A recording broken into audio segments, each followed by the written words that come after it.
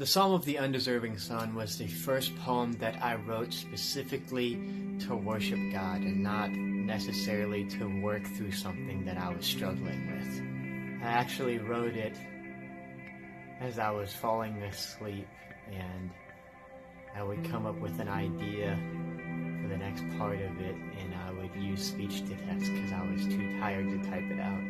I ended up writing the entirety of it in about 20 minutes, and then promptly fell right asleep.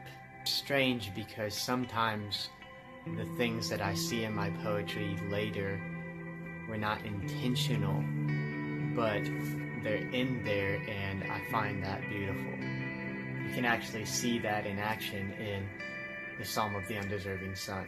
The imagery in it continually plays off of itself, and it almost sounds like this really long run-on sentence.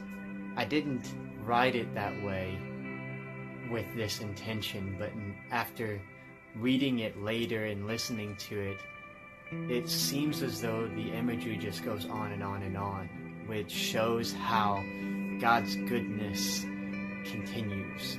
It is limitless, and it goes on and on and on. I did that on accident, I guess. The music that Kaleb wrote carries you into this broad, peaceful place. It's the place that God willingly gives to you whenever you give up that castle grave that you've been building for so long.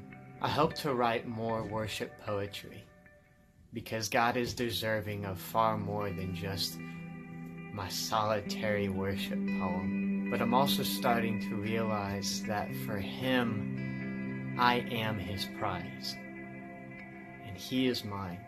The greatest gift that He has ever received is seeing His Son coming home.